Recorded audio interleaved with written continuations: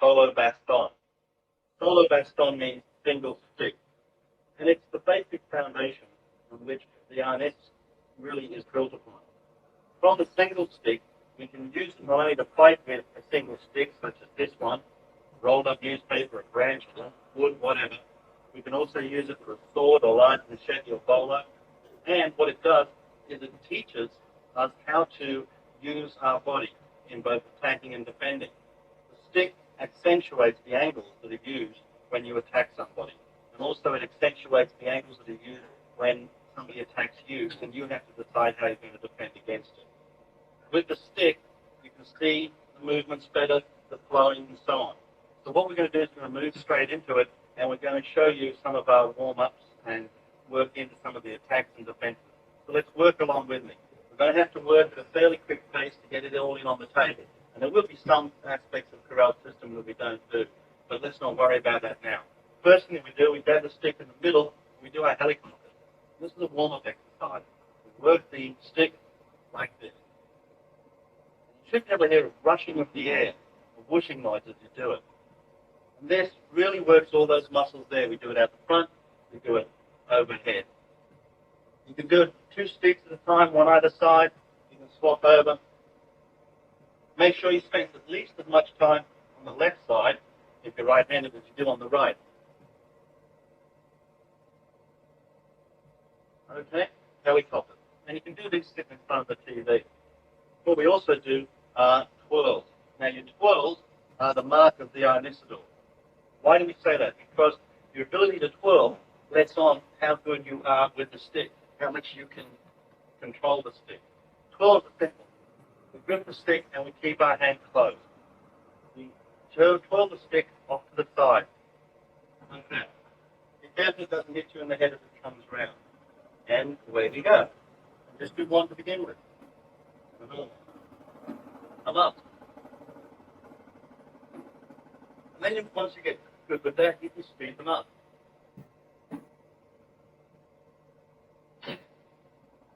And you can do them across the body.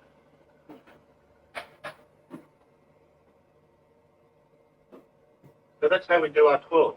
Then what we can also do is switch the twirls around and take them over the back, catch them like this, bring it across, and do it on the other side.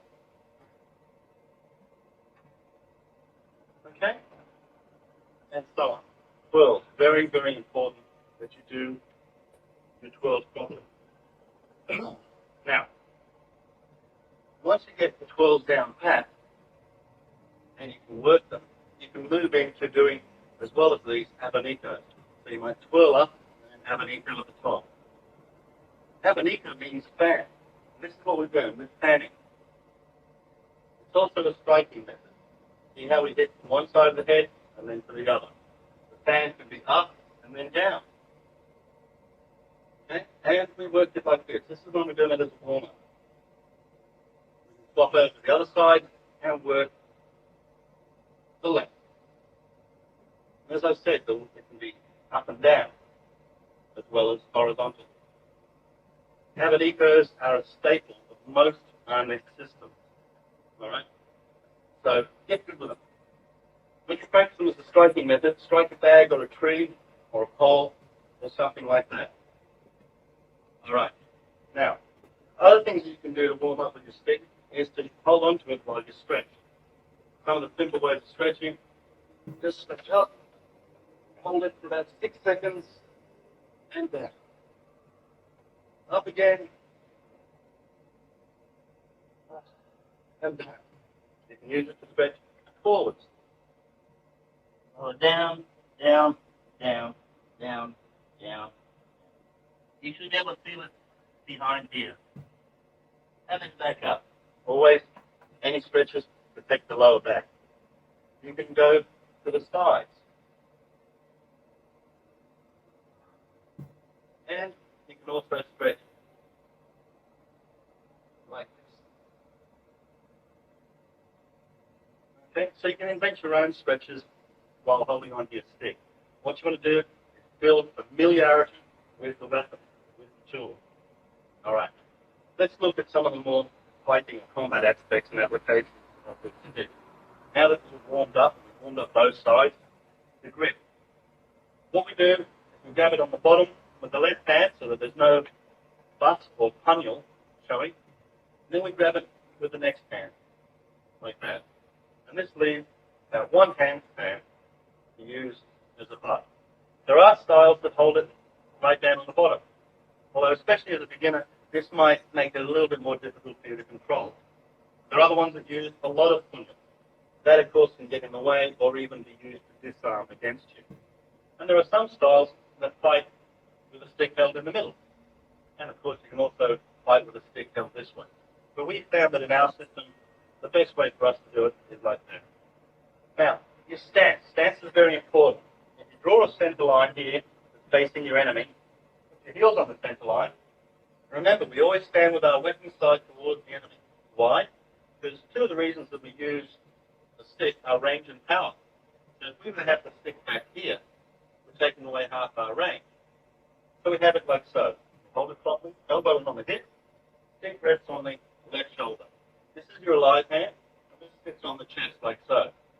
So you stand like this, and then simply turn and pivot towards the person. And then you might want to just adjust. So you've got one heel on that side of the line, and one toe on this side of the line. Bend the knees, raise off that back heel for more spring, and you shouldn't be able to see your toes. Your knee should cover your toe, not too much, not too little. Right? Just like that. Then you lean forward from the waist, still bending over the barrel, so that your head and knee are in line.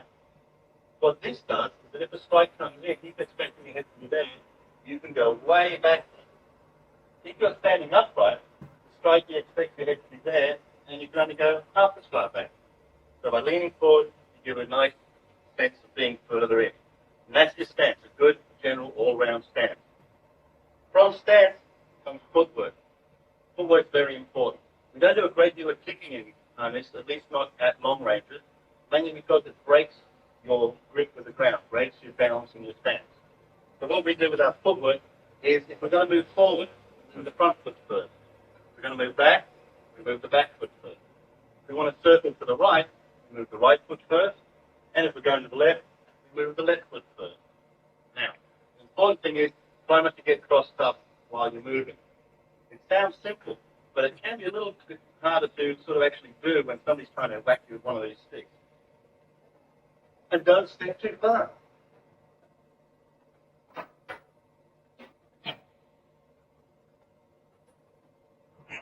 Always maintain that same just a moment shoulder width distance, and then you'll always be balanced. Another form of footwork and stance we have, which is more advanced, is the cross step. And the only time that you can use this is when you're well out of range of the guy. Okay? Because this is where you're going to get pushed over. This basic stance gives good mobility and good stability. The cross stance is good if you're very good with your timing, and as he closes the range, you step out, angle away, and strike. As I said, it's more of an advanced technique. Stick with the basic stance and the basic footwork. That's all you need at this stage. Now, the alive hand, very important. We call it the alive hand because it's alive. It's not dead. It's not the free hand. It's the alive one. The alive hand helps ward off blows, like so. As you come in the pad, it helps grab and check. Once your stick's in use, you can hit with it. You can do anything you want. The alive hand. And never forget, his other hand might not have a weapon in it, but it's still alive. If you concentrate purely on his weapon, his alive hand might come through and clock you on. So be very careful and very aware of that alive hand. And it's one of your best weapons, one of your best tools is your alive hand. So keep it up here. It also keeps it pulled in, and it's not going to be flat, the elbow like that. This elbow's still pulled in, you don't want it out here. Okay? And the stick's pointing back so that you can get some clear. Some people stand with a stick forward, which means they're going to pull it back really before they can hit, or else all they can do is thrust. Okay? But we like to stand like this. Now this is you plenty of power. Keep that elbow in. Mostly work from the elbow. Okay? Now what we'll do is we'll do this again. The full part of this are the angles that are used. Whereas some systems will say this is a number 1 strike, this is a number 2 strike, this is a number 3. What we say is this is the number 1 angle, this is the number 2 angle. Now the strikes that come in on that 1 angle can be a snap strike, can be wrap strikes. We can use 1 and 2 for a striking method known as ocho ocho. Okay, one side of the egg. All right, we can use that angle to make those striking methods. So what we try to say is that we use the angles to strike on. And then once you know that the angles that the human body can use, then you're better off to defend against them. Now, don't get too pedantic between that. That's the 10, that's the 1, and that's the 3. What's this? Is it a 1 or is it a 3? What's that, a 10 or a 1? Basically, once you learn the angles, which makes it easier for training, you then dissolve them. You just instinctively move according to what sector or what side the attack's coming from. To simplify things. But it's an excellent training area, both the weapons and empty-handed. The angles are brilliant. And remember, the angles can be used with a weapon or empty hand. Let's go through them. 1, 2, 3, 4, 5, 6, 7, 8, 9, 10, 11. There's a 12th angle, but that's a secret angle that we only teach within the system when you go up to your black belt, your left-handism. Let's look at them again. Number 1, this is the one that everybody does when they're mad. They just pick something up and go, bang. And that's a forehand downward diagonal slash. Number 2, bring it round, flow with it. Big flowing movement is a backhand downward diagonal slash. 3 and 4, horizontal forehand, horizontal backhand. Let's do them all at waist height. Okay? That way we're all on the same level and we know what we're doing when we say to somebody, throw a number 3 at me. You know it's going to come in at their waist height. Number 3 can be done at the head. So can 4. Number 1 could be to the head or shoulders, to the arm, or to the knee. The height of it doesn't matter, it's the angle. But for training, we like to stay at the same height so everybody knows what's happening and saves our knuckles. So we've got 1, 2, 3, 5 is a straight thrust. 6 is a thrust coming down towards the chest. 7 is a backhand thrust. 8 and 9 are upward diagonal slashes, like that. And then 10 and 11 are just down and up. Those are your 11 angles. Now, go through them, rewind the tape, and learn them that way. We've got to move on. When we're fighting, right, we keep everything in nice and close. This is called being corto or closed in. As opposed to when we're training, we use largo or longhand movement. What we're doing now is we're not training to strike along these angles, we're training to scribe the angles in the air so that we will learn them, so that we will flow with them, so that our bodies get used to moving like this. And when we fight with them, we can still use them. Pull everything in nice and close so it's not such a big target. 1, 2, 3, 4, 5, 6, 7, 8, 9, 10, 11. Nice and close. There's also a system of aiming called single tennis, which means 5 ways. And that breaks it down even further to basically 1, 2, 3, 4, 5. That's using the diagonals. And of course, these diagonals can come up. 1, 2, 3, 4, 5. Or they might use the single tennis going 1, 2, 3, 4, 5. Where you're making a plus sign, using the up and down and the side to side. Or you use the multiplication. Okay? Basically, you're just cutting down the angles. And remember, once you learn the angles and you know them, you dissolve them. And you just worry, is it a forehand strike? Is it a backhand strike? High or low? And it becomes instinctive. But for training purposes, we really do work in on this. Remember, that's largo for extended range, and this is corto. Corto strikes, you pull in really close, like so. Okay? And you corkscrew around. Notice also how angles my body, so this strike coming in with this, perfectly. Alright? I go down, and then I can come back. Go up, and then back. Out, pull it in. That's corto, pull being crushed. Okay. We're going to move on now to some of the strikes and defenses. What I'll do is I'll ask Jeffrey to come in and join me. All remember Jeff, right today, just how I should. Okay, you ready? Yeah. Now, what we're going to do, first of all, is Jeff's going to come in on a couple of the angles, the 1 and 2. I'm going to do a balintawak defense. Balintawak in our system means force to force. Balintawak is also a province in the Philippines, and it's also a style of Arnis that I really just use for a single stick all the time. Okay, so if he comes in on that one angle, and I go in with a solid block, that's the Balintawak strike like this. I might use my hand here as a break. I don't want to get my elbow forward. That's Balintawak. Now, Halas means to go with the force. If he comes in on that one, I might angle away and then hit him as he goes past. He comes in on the two, I let it go past and I hit here. Halas is good if he comes up from below, I let it go past and I hit it here. This is why Halas are known as follows. They follow the force. Balintawak are known as meet because they meet the force. But a better way of defending against this are to use parries. Parries are more like sweeps. Now, if he comes in at hip level or below, like on a 3, I point my stick down, and we call that a wing, because it's like the wings of a bird pointing down to the ground. He comes in, I read with a wing. Now I can patch check his hand, and I'm free to get up. Low ones like that, if I hit with the stick down, and I patch check, I'm starting to cross myself up a bit. There are other things that we can do to get out of that, but usually from the hip down, it's better to keep it low in a wing. The other one we have are sweeps or parry. Comes in at one angle. It's like a Balintawak, but instead of trying to stop it, I'm trying to deflect the blow. It comes in, okay, just like that. Boom. And then once I've done that, I can move in and do other things as well. Okay, so parries and sweeps. Now, what we have happening here is angling and footwork. If he comes in with a strike from that direction, I want to move away from this. So we imagine a V coming from my front foot. Part of that V goes off to there, and the other part goes there. But if he comes in, I want to step this way, like that. Watch from behind.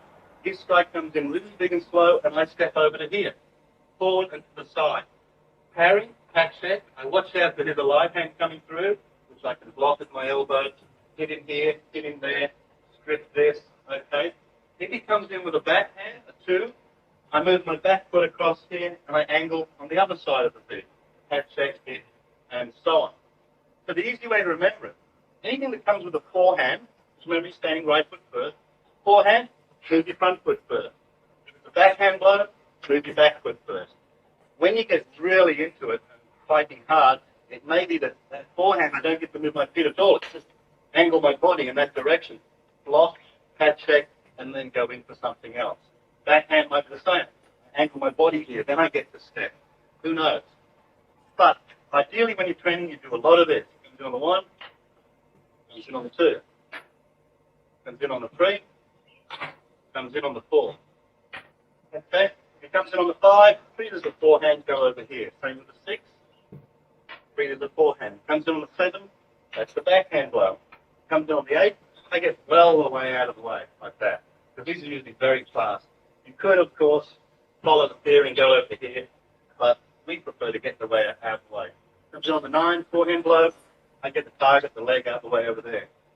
When he comes in on the 10, bang, I block it with what we call a reach block. Now, if I stayed underneath it, this would come straight down on me, like this. Okay? It would probably crash through, or I could hit with my own stick. So we make it a sliding root block by turning it down and pointing it away. Comes in, and over it goes. Then I'll help it even more by using a scissor movement. Roof block, sliding roof block with scissors. So it comes in, and I sweep it out of the way. As well, I'm also stepping out of the way of the thing. Comes in. Now, if I want to make it even further, I karate or umbrella. As it comes in, and I bring this around like so and hit him in the head. Just one more time. And there it is.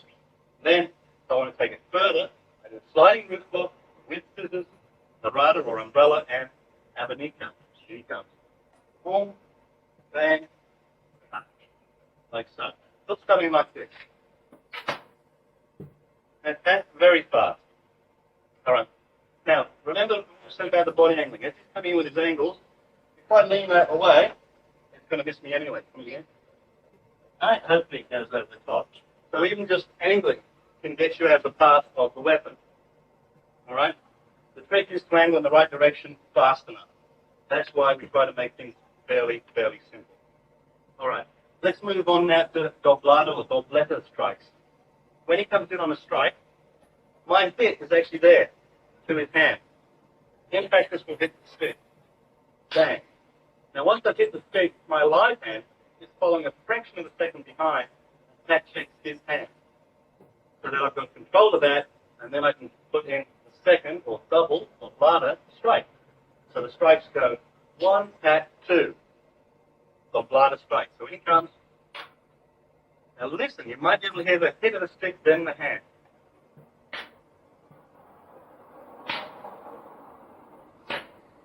Okay? Like that. You really want this hand hitting that fraction of a second afterwards. Never ever block with the hand unless it's the last resort. Always try and block stick first. And that's the blada. One more. Camp down backhand. And it goes like so. Okay. Scissors. If it comes in on the 2 angle, for example, I block like that, I can bring this hand underneath and scissor it out of the way and hit it. If it comes in on the 1, block it like that, and then maybe I scissor it out of the way like that. Hit under here. He's definitely going to let go.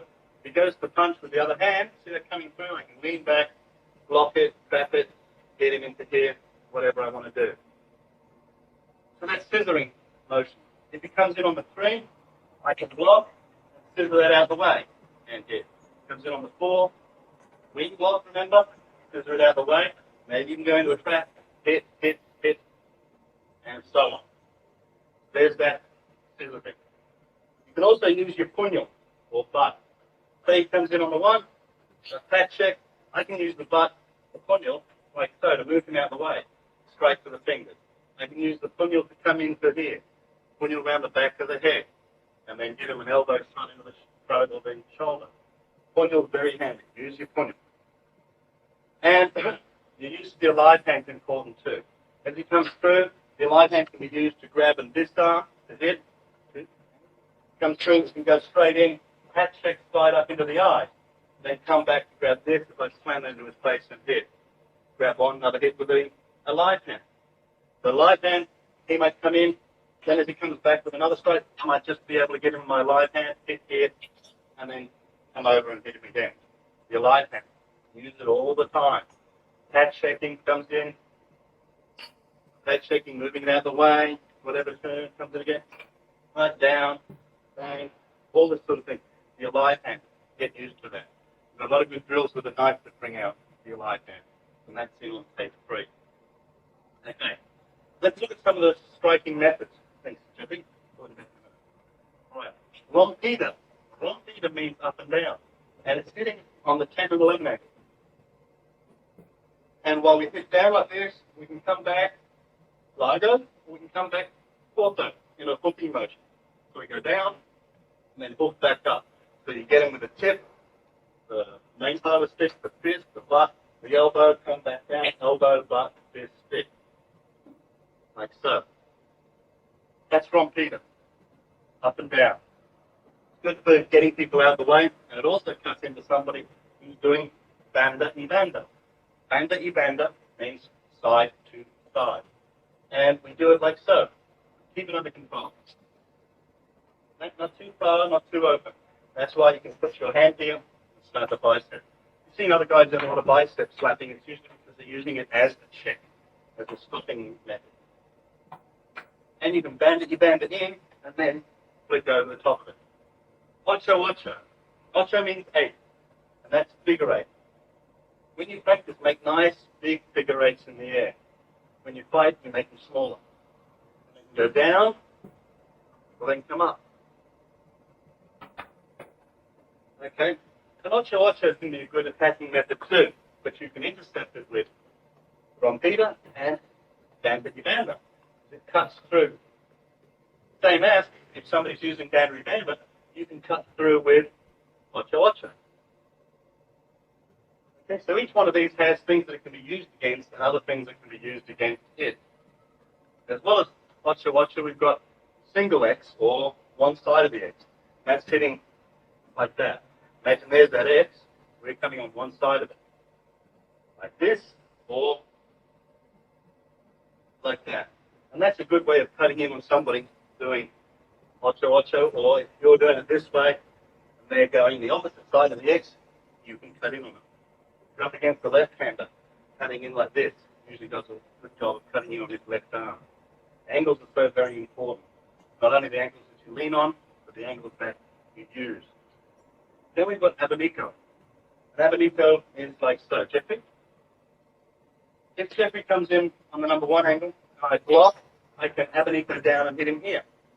Comes in on the 2, I hit there, and I can abanico over. There's that fan motion. If he comes in on the 10, I block here, and abanico to his head. Hit, right? Standing over motion. Abanico, very important. Then we've got sticky stick. Now this means you've got to maintain forward pressure, very important. Comes in on the 1, I block, I maintain the forward pressure, and I keep the stick sticking to his while I maintain pressure now with the arms, and this comes around and hits him in the face. I've also got this hand here to help as well. Watch again, he comes in, and I sticky stick around. A bit like sticky hands and the cheese down wing tournament, we maintain contact. He comes in on the 2, right? Move the hand, keep the contact there. What I don't do is pull back. As soon as I pull back, he's got room. Remember, when you're attacking, you close the space. When you're defending, you pull out the space. You know what I'm saying? So, chest wave form. Straight round. That's sticky stick. Now, thrust. There's 2 types. There's sack, which is a straight in thrust, and there is the thumb kicking, or hooking thrust. Right. And that's what he's doing. He's hooking it. Comes from kids using sticks to poke fruit off trees. That's the most. Mainly used a lot with the punyal, or butt, and it's also used with the knife. Okay? Sack is a straight thrust. It can be either the tip or the punyal, the back. Then we've got snap strikes, and that's snapping them out like so. Forehand, backhand, across, down, like that. That's a snap strike, where it's sort of out and back.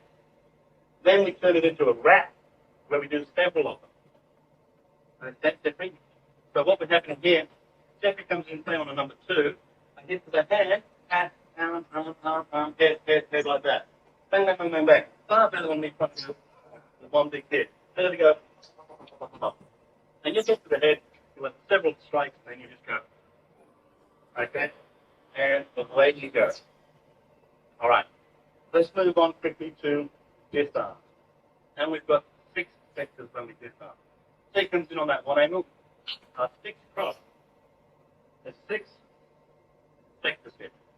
How you number them is irrelevant. But so long as we've got our sticks with punyal, there'll always be 6. If I have no punyal, that gets rid of 1 sector, and there's only 5. If he hasn't got a punyal, well, then there's only 4. So, he comes in.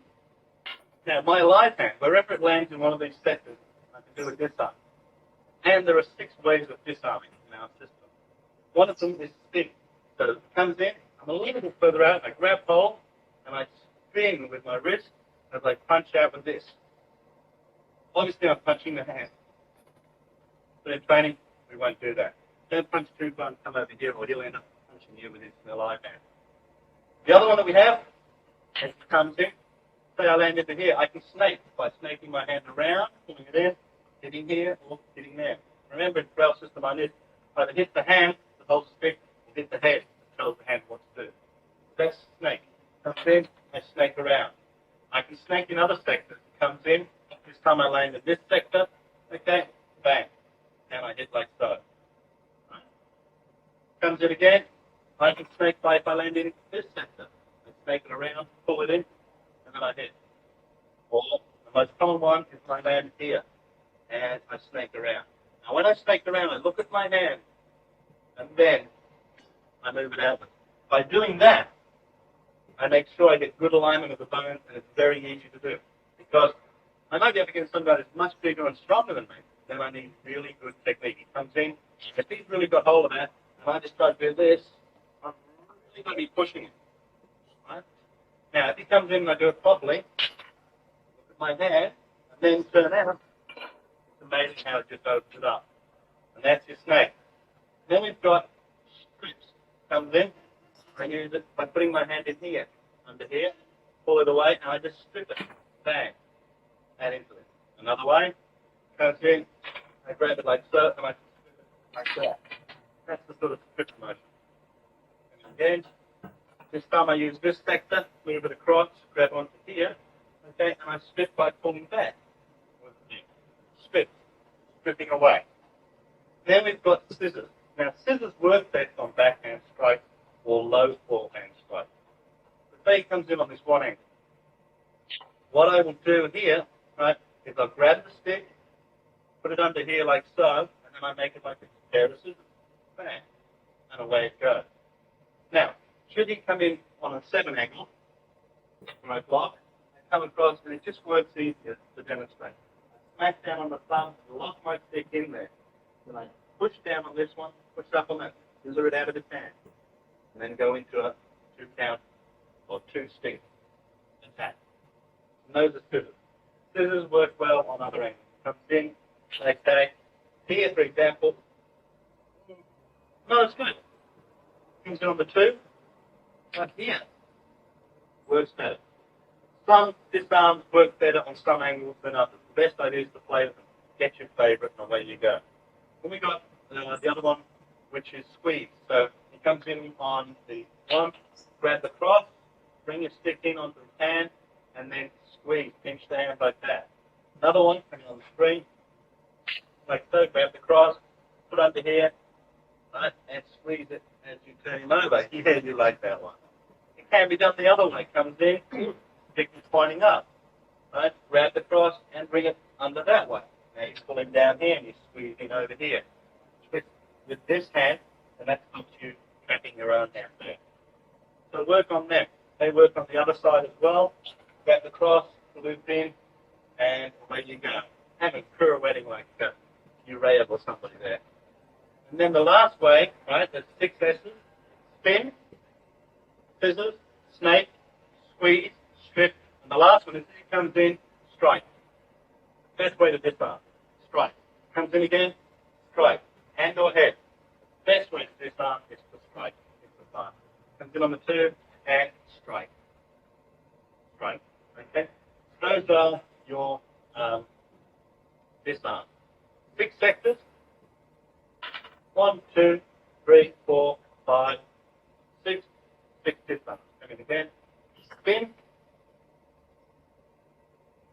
Snake. Grip. Squeeze. Strike. And scissors. Okay? So those are your basic disarm. Now let's have a look now at the ranges and how your different tools come into play. If we're where we can just hit each other on the hand, we're really at long range.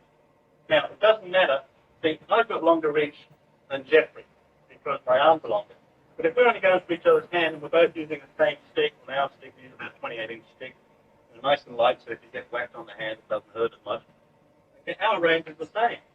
You can hit my hand, I can hit his. That's why the first target's usually the hand.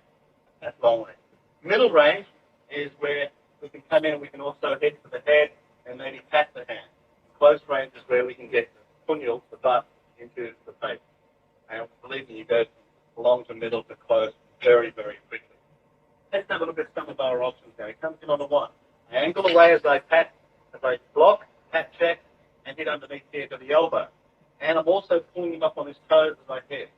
Now, for example, I could put this under here and throw. Down he goes. He comes in on that same one. And I pat, switch over like that, straight to the eye. I'm monitoring this here, and strip out. And hit. Comes in again, move, and go into the butt strike. Another one comes in again, and block with this hand, because he's in so close, and I just punch through. Move in. Now I'm in a much closer range. Once I'm here, slam in the old forearm, elbow, wrap this around into here, and get him into a headlock, strip this on the leg like so, tie him up, throw him down, all those sort of things. The best way to learn these is to play. Watch the tape, rewind, pause, wear it out, find out what the heck, look through the tapes, and go out there with a friend you trust and play. Okay? And figure them out that way. Comes in on the 2 angles. This time I move over to here. I can pat, block, pat check, I can poke straight in, I can take him over this, lock him up. Grabbing the head's always very, very good. I bang under here, If I grab him like this, I can put the stick on his throat, take him down. Lots of little knives you can get on the two. Flop like this, close, move in, get him in the throat like so, then bring this around to here and grab it like so, and pull it down. At which point this comes in. This is not a thread. This isn't much of a thread. I'm on his throat. I can always push away. Once I've got the lock on the spine here, it's easy for me to throw him down. Once again, if you haven't got the time on this tape to really go into all the variations, far more fun if you discover it for yourself. All I'm going to do is I'm going to be the finger pointing at the moon, to paraphrase Bruce Lee, but I'm not the source of the light. Look at the finger and look at the light and go towards the light source. Figure it out for yourself. Another one that comes in on my three, I block, grab, move up, hair again. I love this close-in stuff. Well, if he's got short hair like me, grab him by nature's handhold, the old eye compass there, and pull him back. Okay? There's lots of things that you can do. Now, what we're also going to do is show you a good little flexibility drill that you can work in. Okay? That you can work in while you're doing these things. And this is a 7-count drill. Now, this one I actually borrowed from Dan and Santo, so I hope he doesn't mind. But it's an excellent drill, and we found that it works really well to loosen people up. And all it is we use the 1 and 2 angles for these counts. 1, 2, 3, 4, 5. Come down here, 6, and then 7. Back up. That's all it is. 1, 2, 3, 4, 5, 6, 7. And flow with it. Get a bit of movement going. 1, 2, 3, 4, 5, 6. Then we do it coming up like this. 1, 2, 3, 4, 5, 6, 7. Then we put them together. 7 down, 7 up. 1, 2, 3, 4, 5, 6, 7. 1, 2, 3, 4, 5, 6, 7. And then at the end, you can hold your stick up and your partner have an eco zip for 10 counts. L, and then I do it to him. Okay, a little space here. And away you go. And it's really good for working that flow. That flow is very important to the Arnisodor, because you're going to be just moving a little bit like that, just to get out of the way of sticks that miss you by millimeters and so on. Okay, so that's what we're going to do there. You can also do a boot butt drill with the stick. As he comes in on that one angle, I do the wrist, I come up, I'm hitting it to here and hitting here. I'm actually going to be hitting the arm in flight, but we'll just go up to there. Then I move into the center line, this hand comes, taps in, and then I come in with this one, which he grabs, he comes up, locks, hits my stick, boom, pushes in. Right? Now what he did there was, he pushed me too far here, I can pull out of that. What he should have done is push me more on the elbow and push me in more. I did. Caused my stick further out of the way. And as he comes in, I grab, come up, under there, and hit. Move across to the center line, push down, and then I come in, which he grabs. Okay? And away you go.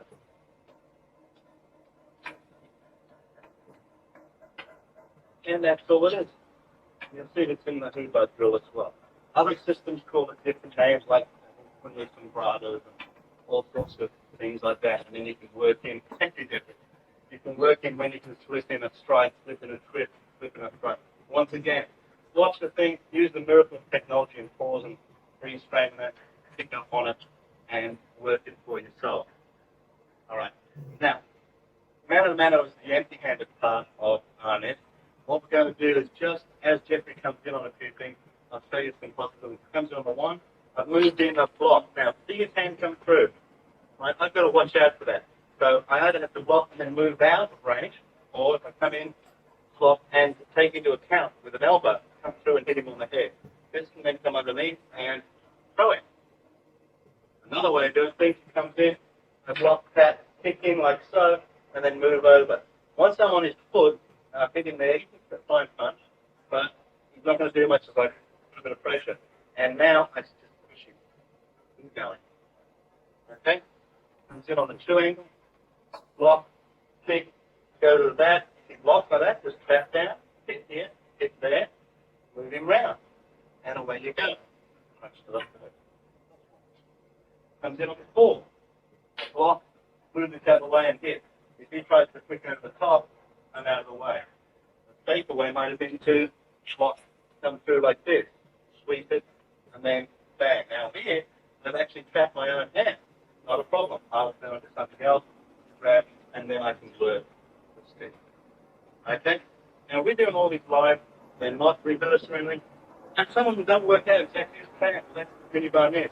Once you do something, if it doesn't happen, flow into something else. Okay?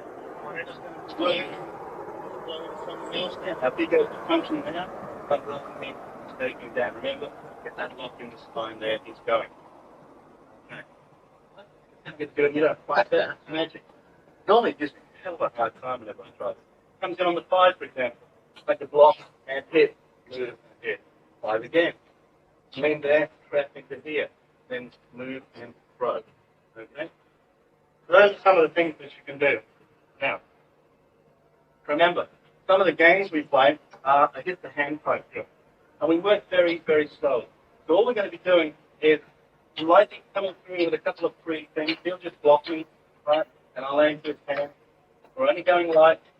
I'm throwing in my live hand here wherever I can. Go for my hand. Right? So I've got to learn to move my hand out of the way at the same time as hit yours. And the trick, of course, is to control this and not get too carried away, because otherwise you get really cheesed off at each other. And you know what you're doing, you come in and you're starting a little bit faster, a little bit harder.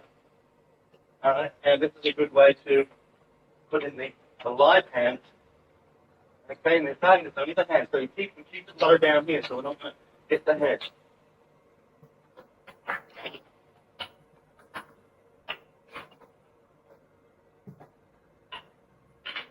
And so on. And you have a lot of fun doing that. Or you can put on a cricket glove. You know, boxing glove, don't have much of a grip, but a cricket glove you can do that, and that protects the hand. Another thing that we do is we also spar with padded sticks. Okay? And you don't grab the padded sticks, please. We spar with these padded sticks. Now, these sticks are been designed and made by a guy, called Chris Trace. Chris Trace is the 6th Dan chief of the Argentine modern Arnis guys in Australia. Lovely guy. And these are a brilliant stick. They're under $20 each and magic. Now, one game we play is called Hit the Hand. Because all we want to do is go from the fingertip to the crook of the elbow. It builds up speed, timing, and accuracy. And away we go. And of course, he registers my hits, and I register his when he gets.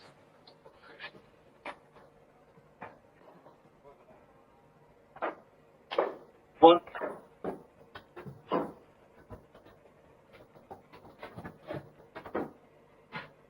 And you can practice breaking it at different angles.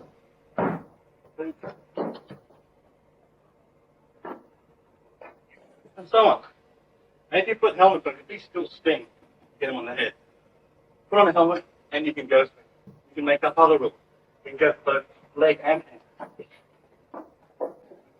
Okay? A bit hard in this confined area. That's always good training too. Watch out for these. You'll get things with the butt, and that can hurt. Alright? So use the sticks. Thanks, man. Now, it's also very, very energetic working like that, because you're doing a lot of movement in short bursts. So what we've done today, we've looked at our warm-ups, helicopters, twirls. All right, abanicos, a few stretchings and so on. We've also looked at our grip. Remember to keep the thumb like this. It's out here like that, you extend the target area, and there's nothing to stop the stick being knocked out of your hand. What we've also done is we've looked at our stance. The basic stance of that. There's our center line, toe on one side, heel on the other. Wedge an arm, wedge foot, or wedge forward. Bend the knees, lean forward slightly, not too much. Elbow tucked in. Stick back here. Hands up. Okay? Hand is up like this. This is your basic stance. From this you can move forward, move back. To the right, to the left. If you're moving to the left, step back and move. Because if you don't, you end up going square on. If you just move straight across left, you make your target more square. If you're moving to the right, you can step back a little bit as well. Definitely to the left, step back and across. That way you don't go square on. Watch your legs. The great target comes out and he goes. That's his stance, basic footwork. Remember the live hand, it's a lot. As you're going in, bang, out it comes. Crack checking, hitting, striking, moving things out of the way. The live hand is being used all the time. In the Corral system, we believe in sacrifice and get in. We'll sacrifice this hand. Use the back of the hand. Even against the knife. Sacrifice that, get in with that. No good in competition or tournaments because they'll score that strike to that hand, even though your strike is going to take his head off. But that's our fighting style. The angles. Let's go through them one more time. 1, 2, 3, 4, 5, 6, 7, 8, 9, 10, 11. You can practice them moving a little bit. 6, 7, 8, 9, 10, 11. We don't have annuals in the Corral system. Annuals are carved. They're a memory exercise. Rather, spend the time sparring, spend the time making up your own kata or form. So it'll be different every time. And then you don't have to remember the order in which you did it. You only have to remember how to do it. Okay? The angles are the same if you use your stick left-handed. You could practice as much left-handed as right. Only now you've got the left foot forward. 1, 2, 3, 4, 5, 6, 7, 8, 9, 10, 11.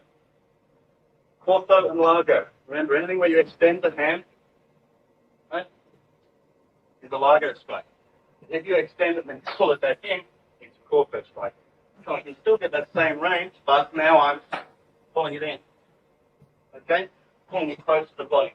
So I extend it and then pull back. If I extend largo like that, I'm leaving my hand out. Okay? So intellect. So intellect is a force-to-force block. You meet the other person's force full on. You can use your other hand as a support or just be very strong. If you sort of have your stick though, you might crash through. So watch out for reverberation lines. Make sure if your stick comes back at you, it's going to miss your head. Palace, this stick goes past, you go into force. You follow the line that is the cage and get in behind this strike. Wings are sweeps or parries go with the stick upside down. Like so. Like this. Down here, down there. Use the stomach tuck as well. Get your stomach out of the way. Parries, you just sweep it. Boom. Just deflecting. Bang, bang. Knocking it out of the way. Same as with a hand. Brushing. Okay? And you're using his oncoming force and just giving a little bit of redirection. Now remember the V footwork. You draw a V from our toe. Anything that comes forehand, we move front foot first. And when it comes from the backhand, we move back foot first. That's the easiest way to remember it. Body angling. Moving the body like this is very important. Get those angles in there. Very, very important that you do that. Root block. You can root block like here. You can root block above the head. Better to use the sliding one. Down and away. So strike hits, slides off. And you can do that and scissor it out the way as well. Once you've absorbed most of the force or slowed it down with a stick, use the hand to scissor. Like that. Move him out the way. Then you've got Harada, comes around the head. Harada. And Harada and Abanika. That's that extra flick at the end. Okay? Now, Doblada is when you hit, tap, and hit the second time. Any two strike sequence. That's the Doblada. Alright, there's lots more. We won't go into it. What you're going to do is go back over the tape and rewind and really have a look at it. There's 4 more tapes in the series. Make sure you get them all, you know the entire Arnis system. Thanks very much for this.